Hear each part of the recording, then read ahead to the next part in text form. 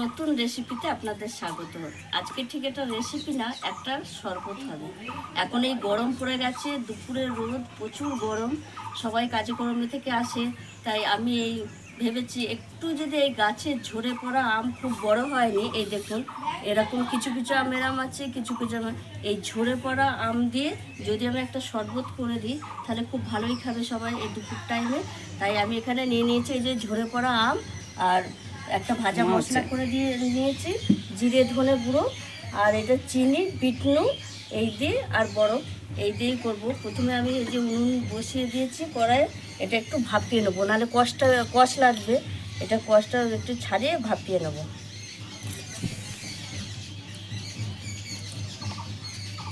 ছাড়িয়ে নিয়েছি, এবার আমি ধুয়ে নিয়েছি, এবার সেদ্ধ করে নেবো।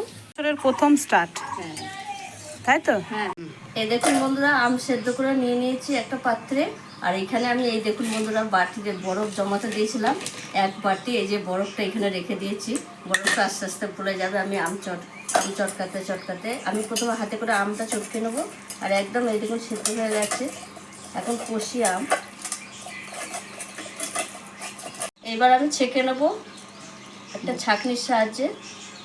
এই দেখুন বন্ধুরা, ছাঁকনিটার সাহায্যে, আর আমগুলো উপরে যেগুলো আছে ওগুলো বড়টা ছাঁকতে পারতে, বড়টা কেন?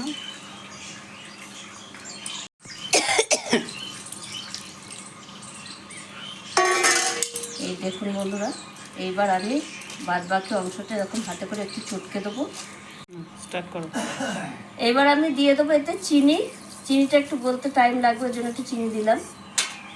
চিনিটা দিয়ে একটু নাড়িয়ে চাড়লাম। এই যে ধনে জিরে ভেজে রেখেছিলাম এই মশলাটা, আর আসল এটা হচ্ছে বিট নুন, এটা ঘরে তৈরি করেছিলাম। এই বিট নুনটা দেবো, দিয়ে আমি ভালো করে একটু মিশিয়ে নেব। বরফটা দিয়ে হেভি লাগছে। হয়ে গেছে চিনি, বিট নুন আর ভাজা মশলা, আর বরফটা এখনো আছে, এটা ঠান্ডা করার জন্য রেখেছি বরফটা, আর এখনই অনেক ঠান্ডা হয়ে গেছে। এবার আমি একটু শরবত আমরা খেয়ে নেবো তিনজনা।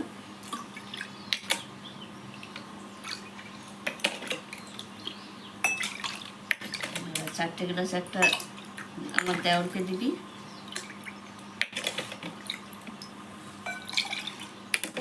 আমরা তিনজনা তিনটে গ্লাস, আমার দেওয়ার একটা গ্লাস, আর বাদ বাকি সদস্য স্কুলে গেছে, যারা কাজে গেছে তারা এসে তখন খাবে।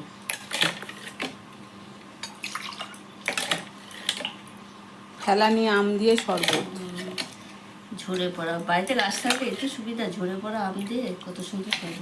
দুপুরবেলা গরমের দিনে খুবই ভালো লাগবে, টেস্ট লাগবে। খেয়ে বলো আগে। আমার ভিডিও ম্যান খাবে এক গ্লাস।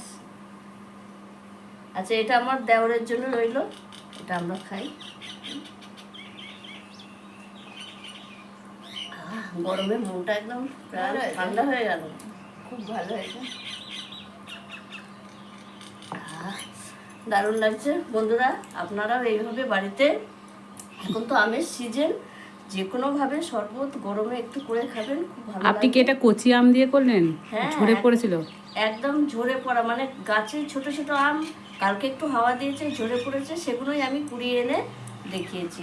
সেই ছোটবেলায় সেই ব্লেড দিয়ে যে আম খেতাম, সেই আমগুলো দিয়ে একদম কুশিগুলো দেখেই বুঝতে পারছেন, কুশিগুলো এইটুকুটুকু, তবে একটু কসমস কিচ্ছু হয়নি, দারুণ লাগছে। আর এখন আম যেমনই হোক তো একটা একটা একটা গন্ধ, যে ওই গন্ধতেই বেশি ভালো লাগে। তাও টক হয়েছে আমটা, হেভি লাগছে। আপনারা এইভাবে বাড়িতে আম ফেলে দেবেন না, যে কোনো কুকারে আমি শরবত বা আম পোড়া, বা এখন তো আমের সিজন, নানা রকম করে খাবেন, ভালো লাগবে। আর আমার এই ভিডিওটি যদি আপনাদের ভালো লেগে থাকে তাহলে লাইক করবেন, শেয়ার করবেন, সাবস্ক্রাইব করবেন। আবার দেখাবে আগামী ভিডিও। টাটা।